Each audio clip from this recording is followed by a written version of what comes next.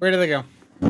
And ladies and gentlemen, that is how we welcome you to this episode of the Tougies Take podcast. We are back again. It is myself and Mr. Endo Mills on this very interesting Friday, June 24th.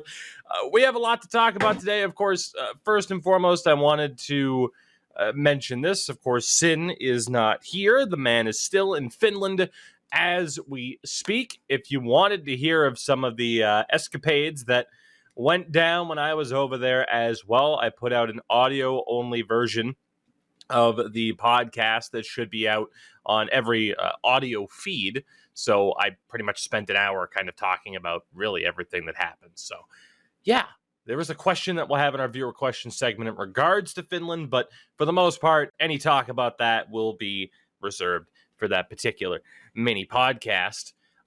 Wanted to mention a couple other things too before we kind of get into being like, hey, Endo, you have internet, and that's lovely. I mentioned today kind of being a strange day.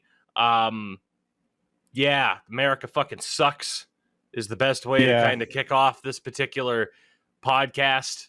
There's really no way to avoid it. And I'll say the same thing I always say in regards to topics like this. There's a lot of people out there who are trying to go with the whataboutism, throwing around terms, fucking white knight and all that bullshit, the virtue signaling stuff. A friendly reminder to anybody listening to this, because I imagine you'd be like-minded along with us here. There is nothing wrong with being an ally for people who are requesting allies in a certain fight, a certain situation. And what's happening in the U.S. is incredibly fucked, especially after getting to spend about a week in Finland and seeing, in a lot of ways how that country operates. It is incredible how ass backwards my home nation is in a lot of regards and continues to further tumble down that hill. It kind of goes along with the idea of, it's a really weird situation to be in because, Endo, you just saw me post this on Twitter half an hour ago. Right. Tomorrow, Saturday the 25th, 3 p.m. Eastern, I have a charity stream working again with Soft Giving. We are raising money for the Trans Empowerment Project in honor of Pride Month. And this was already a rather important thing to me in the first place. And then you are talking about a group of people who can also and will also be heavily affected by the Supreme Court's decision today. So it feels that much more important. At the end of the day, we're a hockey podcast. We're going to shoot the shit and answer dumb viewer questions and stuff like that, like we always do. But the reminder, of course, is always that there are way more important things going on. But at the very least, if we can be kind of the 45 minutes of comic relief to just take a little bit of the stress off of the what the fuck is going on with the world type of anxiety, then, hey, we're happy that we can do that. So, again, the United States is fucked. Finland podcast, charity stream tomorrow. I think I covered all of it. It's our first podcast in over a week, because Sin and I went to Finland, and before we left, Mr. Endo Mills got in one hell. That's the YouTube boxing fight I want to see. Endo Mills against Rogers in a battle Against Ted Rogers himself. Oh my God. Rogers. You have no idea. Can we talk about that just a little bit? Like on the whole escapades and all that? Let the people know how you're doing. It's been a couple weeks since we've been able to talk. So I've had internet back for the past week. And this also kind of messed with the upload schedule for Tougie's channel because I was supposed to get access to edit stuff and put stuff on the videos and put stuff on the YouTube. That never happened. So that's why this week's episode was a double feature, I think I want to call it. Like 40 minutes of just Legacy Edition. Because, God, that was so hard to cut, honestly. But back to the internet thing. So, I'll keep it really, really short. I'll try to, at least. So what ended up happening is I was getting charged for the past 10 months for a box for an internet line that was no longer active. So from September 2021 to June 2022, there was 0 bytes of data used in a 10-month span, and not a single time did they think to call me and say, hey, this line hasn't been used in 10 months. Do you still want the account? Like if you're an ISP, you're looking at this guy's account, like he owes you guys money, but he hasn't used his account for a while. So what ended up happening is when I got my internet changed over last year, they put a new line and didn't count it as a changeover. So that whole line was active for a whole year, basically, and they wouldn't do anything on it whatsoever until they found out where the router was in the warehouse. So for a good week, they were like, "Oh, we can't do anything because you don't know where the router is." I'm like, "Why does it care? I'm fine with paying the fee for the router, but you should be crediting me for my internet service that hasn't even been used." So the total amount, I'll disclose it. It was $1,800. $1,800 over a 10-year span. I'm gonna be honest with you. I did miss some payments on my actual bill because times are hard. But at the end of the day, it shouldn't be $1,800 for what, 4 months of missed payments? Yeah, it was fixed. I mean, they found the router. Unless you have the greatest internet on earth. I do. I run literally 1 gigabit download and like I think I was running like 100 gigabyte upload. I could run a 6's LAN in my house. Like I'm not even joking when I say that. I could legit run a 6's LAN in my house. But I'm back now. Rogers has terrible customer service, and we found out on the last day when I was getting my services renewed, they're like, "Oh, we can get your service up and running in like 24 hours," after being told it will take like a week. And then they're like, "Oh, there's some special offers in your account." I wonder why. I wonder why you're giving me like some sugar coating my balls here. You're preserving my crop a little bit here, and it's lovely. Well, with the mention of crop, now's a good time, as always, to mention that this podcast is brought to you by our friends at Manscaped.com. You can use the code Tougie at checkout for 20% off your order and free worldwide shipping. Endo, a variety of products, head to toe. They got you covered, got you looking your best for this fucking hot boy summer. It's what we're about. Oh my God, you have no idea. So Polina actually bought cause she likes the products too. Cause she's like, this is great. Like, who cares if you're like it's like, oh, it's Manscaped. Like, they should just add like, whoa, Manscaped. Have like a special like International Day of the Girl thing and just something like that. And it's unreal because she got me the crop preserver, ball deodorant, anti-chafing, no chafe, no problem. It smells great. When I sit in the office over here, I don't stink up myself. When I go to bed, I don't stink up the bedroom. It's great. My balls have thanked me. I love this product. It's great. And if you also want your nuts to smell pristine, Manscaped.com. Yeah. Go to and check out. See, I told you, like, it's the problem with the show like this is there's so much serious shit going on. And then we cut immediately into, this podcast is brought to you by a company called Manscaped. We're lovely. It's like, people are... But people are still losing their rights. Hey, you want to clean your balls? Right. Like, it's never like a one and the other. It's always just like, bam, right at you. Oh, God. Coming down. Well, again, it was obviously the thing that was very much on everyone's mind today. How could it not be? But again, I think we kind of set our piece on that. Although, I do have one more thing to add. Fuck Kane. Glenn Jacobs, the man who portrayed Kane on WWE television, was my favorite wrestler growing up. Get fucked. I don't know if I can make the podcast title Get Fucked Kane or Fuck You Glenn, but I'm going to try. And we'll see what happens. Fuck you, Glenn. What kind of name is Glenn with 2 N's, by the way? Jesus. 2 N's? 2 N's. Jesus, Glenn. Not one brain cell between them. Anyway, as always, we'll go over to some viewer questions here, as we always do. Again, the link is to the Discord, whether you're watching in video form or audio form, to jump over and ask us some questions like these lovely people did. We'll start off with Hawks. And I mentioned, as always, or I mentioned at the start of this, that, there was one Finnish-related question. How was your trip to Finland, or has your trip to Finland opened up opportunities to travel to other places around the world? If so, what are your top 5 places you want to visit alone or with Girlfriend 24. So the main story aside, like the main negative story of the Finland trip that I go over in the podcast episode is the fact that Chicago O'Hare Airport owes me about $75 and a couple hours worth of my time. I am hoping to avoid that airport for a while, and as a result, I will likely, in a sense, avoid international travel for a little bit.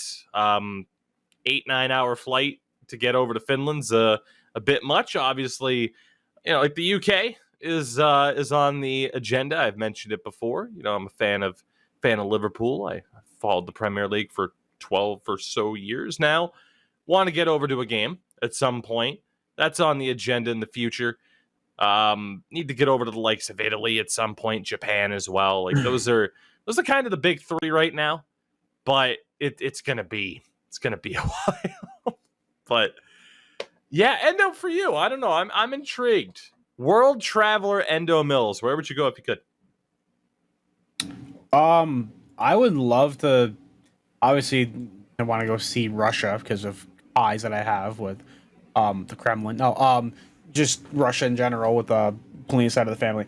I would love to go just travel all of Canada. I know it's like a homer kind of thing to say about being Canadian and wanting to travel Canada, but there's a lot of things in Canada that you don't really you don't really think of when you live in a concrete jungle like Toronto.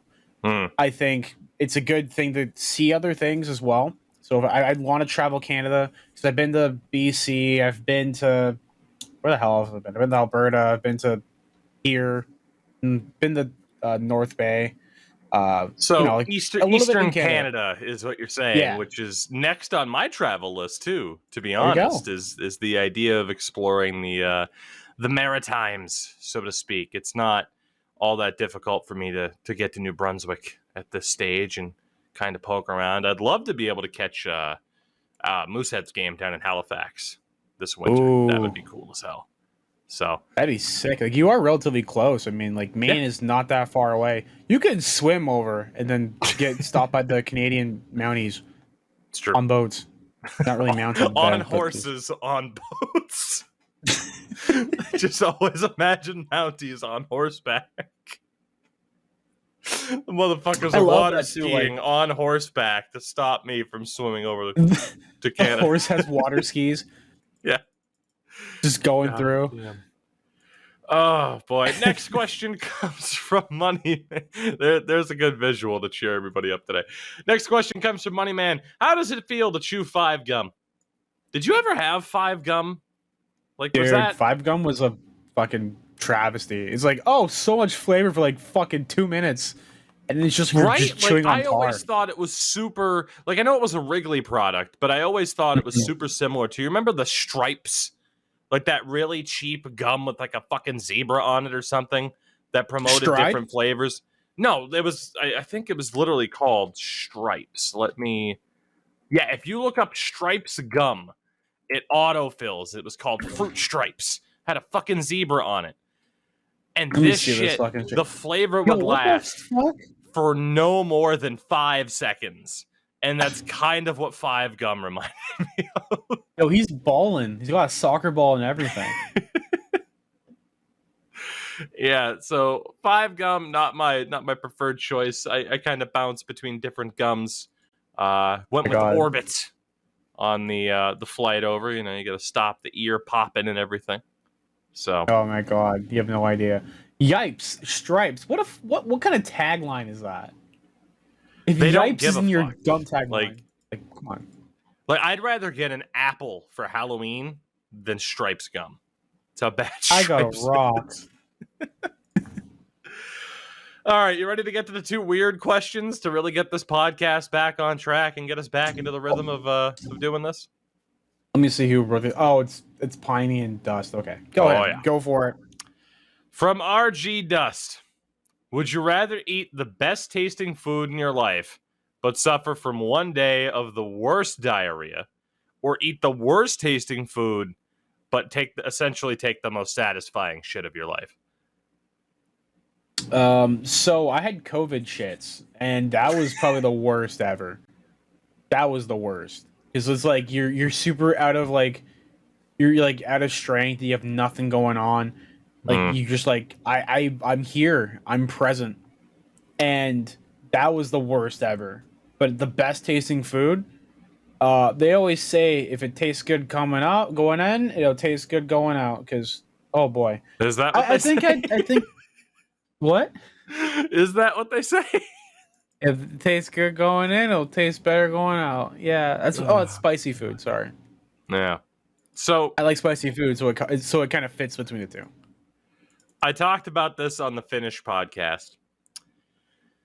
I indulged in a Finnish delicacy that I was told I had to try at least once, known as Hesburger, which is the Finnish McDonald's, essentially. And I was not able to escape Finland without diarrhea.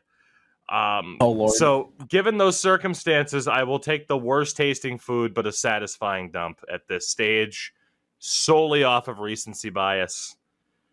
Thanks for nothing, Hesburger.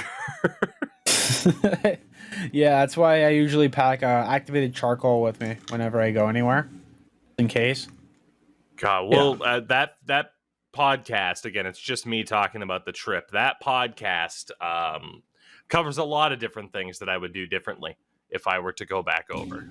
There was a good learning experience in a lot of ways. I'm surprised you took a Discover card with you over there. I would have at least one with a Visa. So I don't want to get into that too much, but literally none of my cards worked. My bank debit card, which is a Visa, or my Discover card.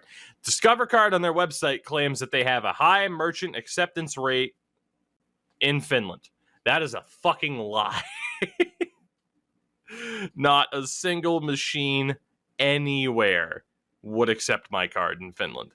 Oh man, I was gonna if I was going, I would ask Kino, be like, hey, what cards do you guys accept Discover? Like, ask a local. I trusted the website, and that was my mistake.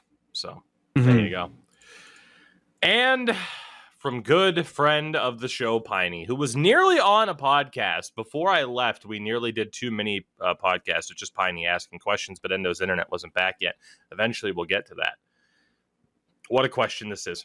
Would you rather have the ability to Freaky Friday anyone, but the entire time the person you switch with is in your body, they have unending diarrhea? Or have the ability to fly, but you have to watch Star Wars Episode 1 twice in a row every time you wake up? So option 1, you can switch bodies with anybody, but the entire time the person you switch with, so if you and I switched bodies, you were in my body, you would have diarrhea the entire time, which really means I would have diarrhea. I wouldn't be experiencing it, but I would have diarrhea. Or we can fly, but you have to watch Episode 1 2 times in a row. You have to watch it back to back before you can do anything else. Now, the Phantom Menace is how long of a film? That's the real question. Yeah. The Phantom Menace is... Why can't I find how long this movie is? It shouldn't be that difficult to find, right? Jesus. You were like 2.5 hours. Episode 1 runtime. Oh my God, come on. Star Wars Episode 1 runtime. 2 hours and 16 minutes. Oof. So every time you start your day, it's a 4-hour commitment. Here's the thing, though. You didn't say way. It has to be at regular speed. I could just run a shitpost video where it's just running at like fucking 10 seconds. I was going to say, are you allowed to manipulate it? Like, it says you have to watch it twice in a row, but can I play it at like 16 times the speed? Can we just make it all the Jar Jar bits? I mean, that's essentially what he's asking. It's like, yeah. You know, you're not watching Episode 1 as a punishment for the Darth Maul moments. Like, you're watching it for all the Jar Jar stuff. Oh, Misa. I would take the Freaky Friday option because I'm not the one with diarrhea. Right, that's exactly what I was gonna say. Like, I ain't shitting out my ass. It's not me. It's the body problem me. Though becomes when you switch back to your body. Right. Is you don't know what the other How long? person was doing. Oh no. Oh no. Oh, I don't want it. No. So I would still take the diarrhea unless I can shortchange the idea of watching episode 1 in fast forward. He didn't say anything about not, you know what? He didn't say anything about not being able to watch it in fast forward. Yeah. He didn't say that. So you could watch that in 64 times speed, be done in 10 minutes, and then you have the ability to fly, which is dope. I'm going to go with the episode 1 the punishment. fucking FCC or like the FAA will just come knocking at my door like, you cannot fly. Like, bro, if I fly a drone like 50 feet in the air, I get complaints. A fucking drone. To see a black man flying in the sky, they're gonna shoot that shit down faster than fucking anything ever in the world. We'll move on to some hockey again. As always, the Discord, the link is there, video-wise, audio-wise. You can find it in the description. Let's get into talking about some hockey. Now, obviously, there are some things that happened over a week ago while I was gone that aren't really relevant anymore, like the Evgeny Dadonov trade. Oh, shocker, they ended up trading him. I can't believe it. Although certain Montreal writers trying to downplay Shea Weber's effect on the team was pretty funny. It was a good time. God, Montreal media. It's like, we love him when you're here, but when you're gone, that Galis, Tabarnak, did nothing for the team. Just absolute cap lord. Ha. You got to get those outrage clicks, and it works every time. It does work. They're just mad. Like, fucking cope, buddy. You almost ran your goalie out of town. You ran your goalie to the point that he literally is broken. In terms of other things going on, though, I mean, Evgeny Dadonov, former Ottawa Senator, the Sens are closing in on talks for a new arena. Imagine the LeBreton Flats conversation is back on the menu. The Sens won a bid for a downtown arena. Very similar situation to the Coyotes, where their arena was in a horrible fucking location, and the team will do significantly better if they get the arena into that point. Again, though, I think this kind of lends the conversation to Eugene Melnick's complicated legacy. Because it certainly looked like any conversation involving the Sens getting this LeBreton Flats deal was done. And then Eugene passes away, and all of a sudden, hey, let's make a deal here. It doesn't look good for Melnick's legacy. And again, we talked about that when he passed. You know, it's a shame he passed away as young as he did. He did a lot of good charitable stuff. He saved the Sens in the first place. But in terms of the future of the Sens and the struggles that team has had over the past 5 to 10 years. Yes, they made an Eastern Conference final, but aside from that, we're a in team. Terms of forward progress in that last decade span, they were being held back by Eugene Melnick. And it looks like if this arena deal works out, they're going to be able to, secure their long-term future in Ottawa, which is great. I think, you talk about any NHL team, any Canadian NHL team that had the chance to move. I get that Winnipeg has a smaller arena, but I think everyone was looking at Ottawa as probably the team that you would say, okay, they're the most likely to move. And I think that'd be a shame. I think NHL hockey should be in Ottawa. And it looks like they're that much closer to truly securing that instead of like any conversation about Quebec City or something like that. So, yeah, good news. Yeah, and I always say that with the way that the Ottawa people have rallied around the 67s in the OHL, like they deserve an NHL franchise. Granted, it's been a complicated past decade with being like, oh, we're there, we're not, oh, we're nowhere near, and just that kind of thing. It's good to see them get that arena. I had someone in my chat, lovely Super Sen, passionate Senators fan, saying how this deal is amazing, and he's like, I was gonna cry when I found out. I'm like, this is like them saying they have the bid it's great, but until I see a shovel, a pickaxe, or something in the actual LeBreton Flats getting done, there is no progress on this deal. I think Until that's it is fair. until there are feet on the ground working on that, Yeah. there is no arena. I think that's fair. At the very least, too, it only adds like a half an hour worth of travel time for Leafs fans to go there to still Yeah. pack the arena for the most part. Now it's on the But highway. Another thing too was he was talking about how parking tickets were expensive, but tickets were cheap. Like, what would you rather the tickets be super? Would you rather the tickets be cheap and parking super expensive, in verse of tickets being super expensive and parking cheap? They're still making their money either way if they offset the price. It's just Yeah. that one of them's up front, one of them's already done with. Fair enough. So, Sens fans, congrats on the potential W. And to my fellow Bruins fans, we have hope. There is light at the end of this tunnel potentially. Now, there are reports from the likes of Joe McDonald, I believe with the Worcester Times, Steve Conroy, I believe also the Boston Herald, trumpeting kind of the same story, that they are hearing that Patrice Bergeron is likely coming back, at least on a 1-year deal. I'm not going to overly celebrate yet, but that's a good start.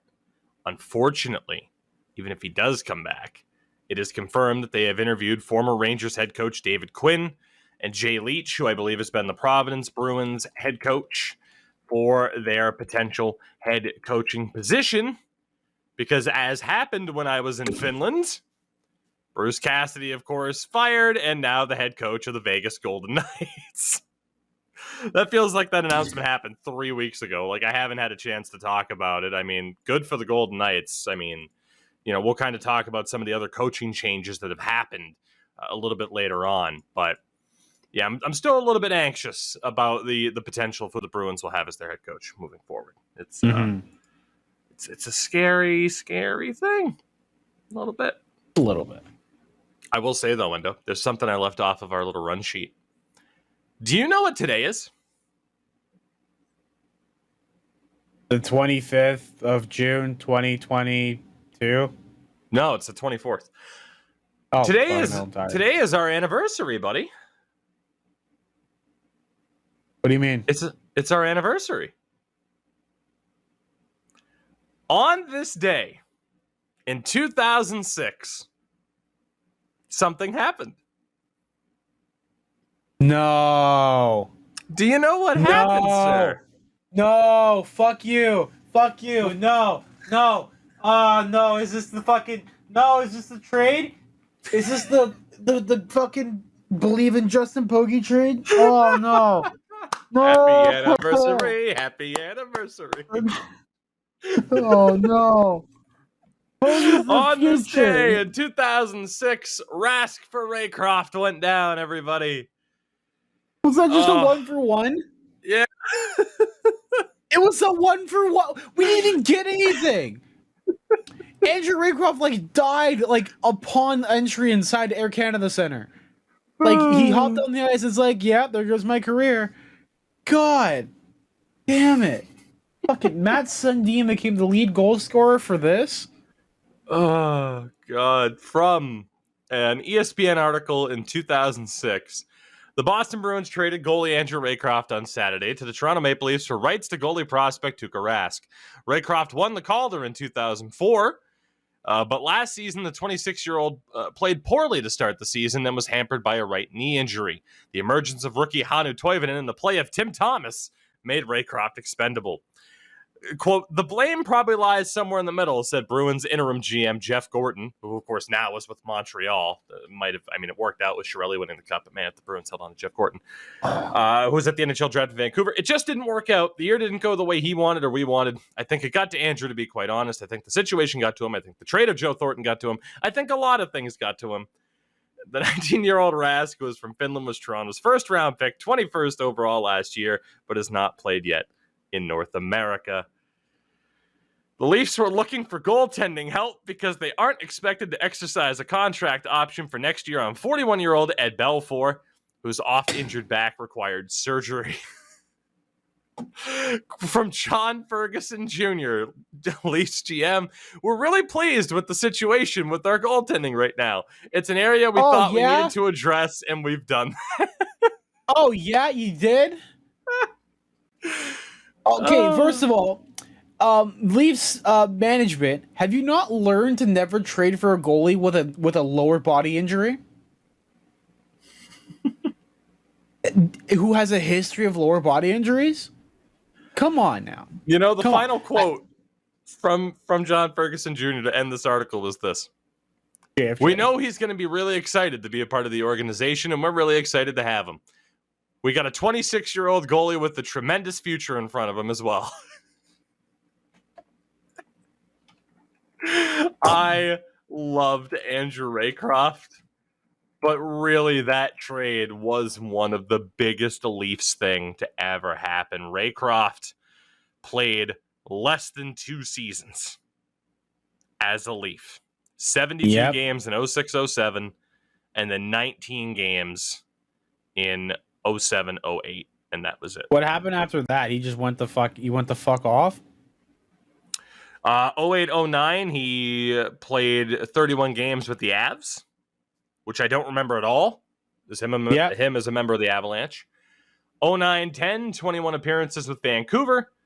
And then between 2010 and 2012, he had 29 appearances with the Dallas Stars to end his career. He was literally a nothing burger. Yeah. Career 900 save percentage with a .289 goals against and a losing record. Like he was a fifth round pick in 98. Like he did pretty well. That's successful for a goalie. Like you won the Calder as a 5th round pick. Like he did way better than most 5th round picks will ever do. But holy hell. Yeah. Holy retrospect, it's just fucking. So happy anniversary, Leafs fans. But speaking of the Calder Trophy, there were some award winners as well in the past week, none of which I would say were surprising, Endo. You had Igor Shesterkin winning the Vezina because, of course. Yeah. Of course. Mo Seider won the Calder because, of course. Yeah. Although, and we'll get to this. Cale Makar won the Norris over Roman Josi, which created an interesting debate because Josi obviously led in points, but a lot of people being like, well, his defense. And, that lends, I think, further towards the conversation of all-around defensemen and top offensive defensemen, different awards. And then Austin Matthews won the Hart and the Ted Lindsay, which I can't really disagree with any of these awards. I think the more interesting thing is like what, reporters and writers, which ones just fucking galaxy brain this and left certain people off of their ballots. But this has happened for years and years and years, right? Like there was that Montreal writer, that infamous story in 2003, where they voted for Jose Theodore to win and completely left Jerome McGinley off of the ballot. And had they even placed Iginla anywhere in the top 10 or some shit like that, Iggy would have won the Hart.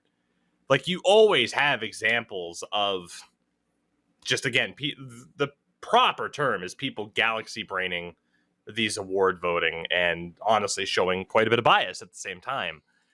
But for these particular awards, I can't really disagree. Oh man, I remember hearing something about Craig Button's fucking TSN, his ballot voting for this, and it was apparently super super fucked. Like it was, I can't remember what it was, but it was something really, really stupid and obscure. He had Matthews 4th or whatever for the Hart. Everyone's like, "Are you what? Are you just trying to get attention?"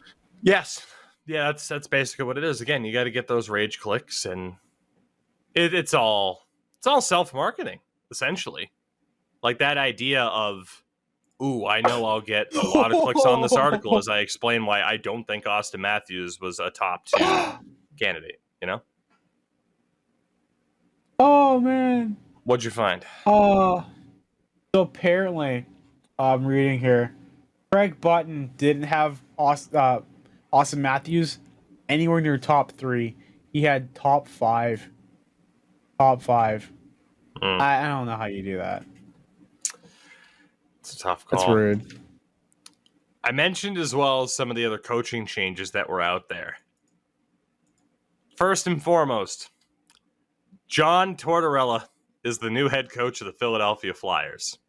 Okay, I didn't like this one at first, but then I realized that Torts is a firehead, and Philadelphia is fucking Philadelphia, so he'll fit in like really well with the people. But I think that's just the wrong coach at the wrong time. I think what's going to happen is that team's going to go for another wild card spot and not realize they have to get like a few more pieces into the repertoire.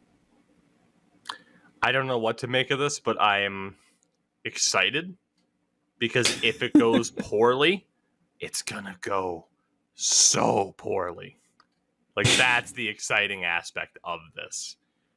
Like, we are already, it's like a race.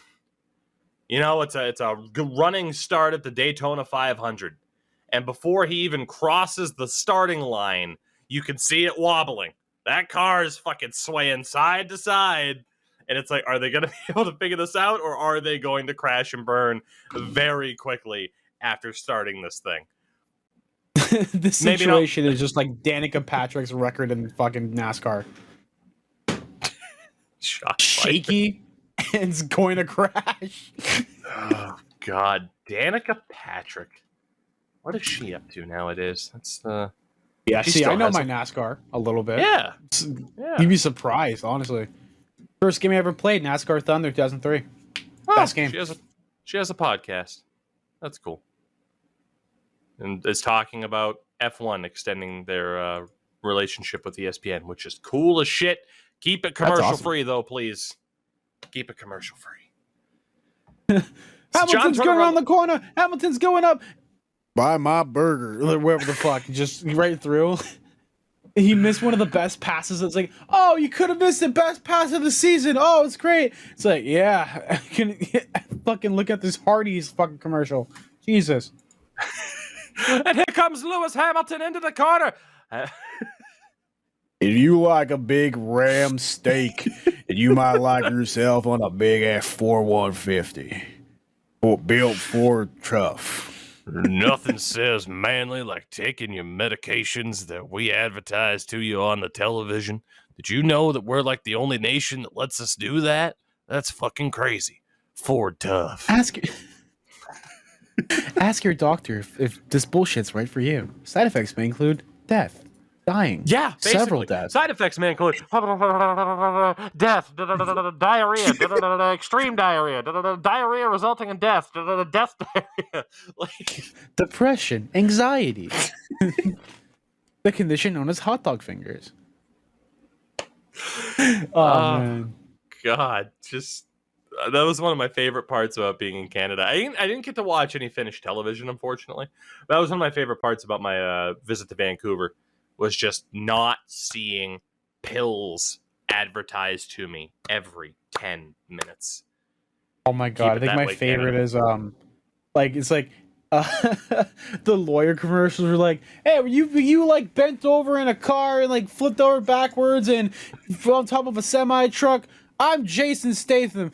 Come with me, and I'll make sure you fight your claim. You won't pay a cent, a dollar, a dime, but when it comes to, you're gonna be paying with your time.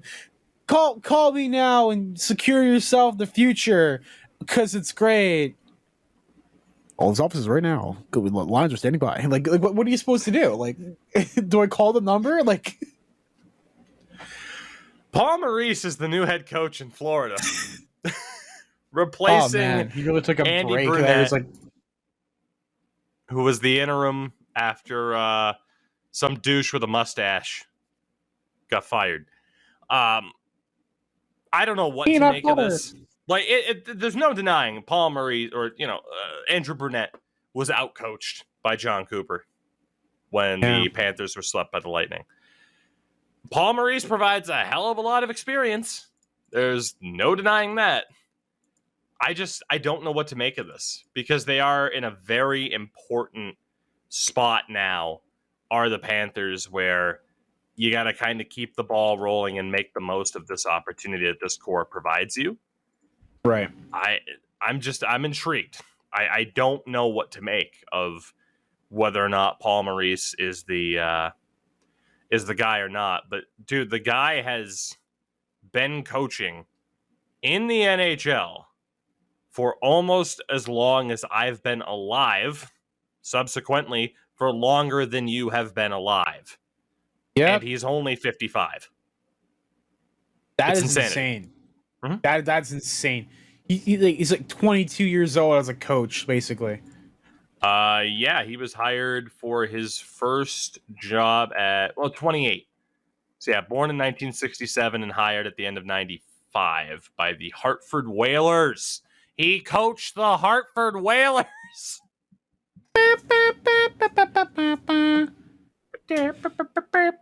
So yeah, I don't know, man. I'm intrigued to see what happens. Certainly, one of the more interesting ones, but also like kind of more of a safe bet, I would say. Wanted to mention this too. The AHL's Coachella Valley Firebirds, the Seattle Kraken's AHL affiliate, will be coached by former Penguins and Sabres head coach Dan Bilesma. Ducks head coach too, wasn't he? Like he bounced around a lot. Wasn't Bylsma also a part of the Leafs at one point? He might have been. So NHL coaching record, Penguins coach, Sabres coach. I think he was an assistant. He was definitely with the Ducks back in the day.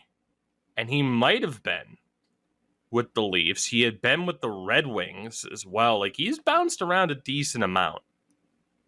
So, I'm intrigued to see if he gets, if this turns into another NHL coaching opportunity, because I wouldn't be surprised. This is his first head coaching job in like 5 years since getting fired from Buffalo. He was only at Buffalo for 2 years as well, but those were obviously just horrible, horrible years for the Sabres.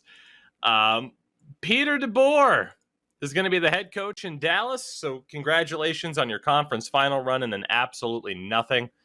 I fail to see how this will provide any sort of solution for Dallas. I just don't see it. I don't. I don't buy into like any form of Peter DeBoer hype whatsoever. Like I get it. You know, he was a part of he helped New Jersey get to the Cup final when they lost to LA. Mm-hmm. Right. And yeah, got San Jose to a Cup final as well, but I don't know. Like like you could say in a sense the pedigree is there with the exception of winning, but I look at Peter DeBoer and I'm like, cool, kind of glad he's not the Bruins coach. And I don't know if I'm right to feel that way or not, but that's how I feel. That's fair, honestly. I sometimes I just love the constant carousel of coaches in the NHL. Like, well, you notice how like, you notice how I haven't named a new coach. Like, oh yeah, here's a guy coming over from Finland. Here's the guy coming over. Now here's a guy. Here's this first time NCAA coach call up. Like, no, it's all the same dudes. With the exception of today's coaching news. Former NHLer and assistant coach with Montreal since 2018, Luke Richardson, expected to be named Chicago's new head coach. He's been an assistant in the NHL on and off since 2009.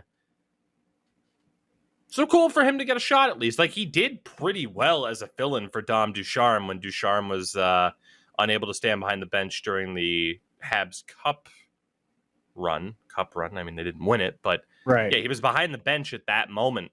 And honestly, looked to do pretty damn well.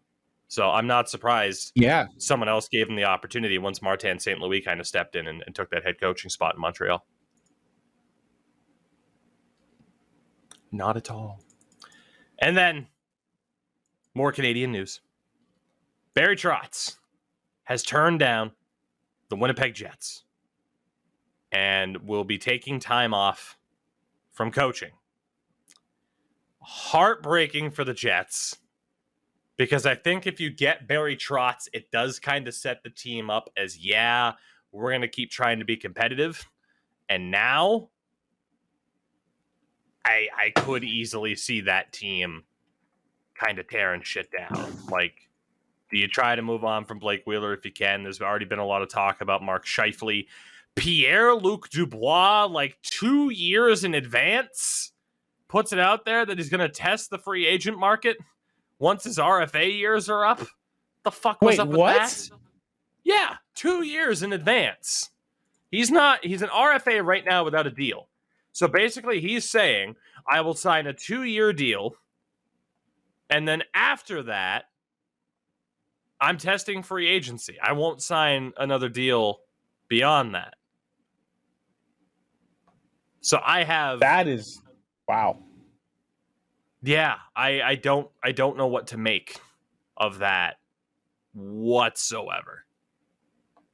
I've never heard of someone 2 years in advance being like, yeah, I'm going to test free agency when the contract I haven't even signed yet is ultimately signed. That is wild. Incredibly weird. Yeah. I'm just looking at that lineup right now. I'm like, that's ultimately betting on yourself right there. That's absolutely being like, you know what? I'm betting on me. Only me. Brave, yeah, but it might blast you in the face. And then the final thing we wanted to talk about here on this podcast, Stanley Cup Final. Yeah. Which has already seen 4 games completed. This Finland trip, for the sake of, following up with the Stanley Cup Final, it completely disrupted everything. I had to watch the highlights for the first 3 games in Finland. I was able to watch game 4 here. Obviously the Avs are up 3-1, and Endo, by the time a lot of people are here, in this game 5 could be done and dusted.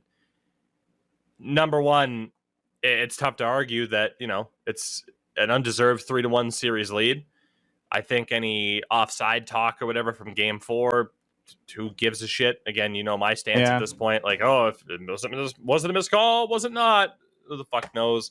The goal with the goalie's helmet being off. Like, again, it's the NHL rules. Whatever. Who cares? Do the Avs win the cup tonight at home? I think they do it. I don't know. I think there's just too much. There's too much like momentum on their side. They're just cruising through. That team, you can tell that they want. You say like, oh, they want it more. It's a cop out, but you can tell that team definitely wants it. And it's their time to get their moment. The 3-peat would have been amazing. It would have been a great storybook, like completely cementing a without a doubt dynasty. Because right now, I think even without this 3rd cup, that Tampa Bay team is a dynasty. To do it not only during the pandemic, but then after the pandemic, and to go for a 3, I don't know.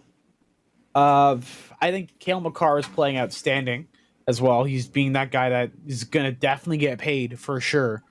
Like I don't know what they're gonna do when it comes to the matchup with the money. Is he gonna take a team friendly deal? I think he's gonna take a team friendly deal. I think everyone on that goddamn franchise taking the team friendly deal, because that is just... Well, Makar did just resign.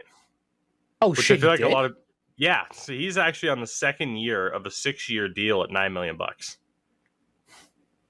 Yeah, that's which I feel like a lot of people are forgetting. But yeah, trust me, I had to look that up too. His ELC expired at the end of the 2021 season.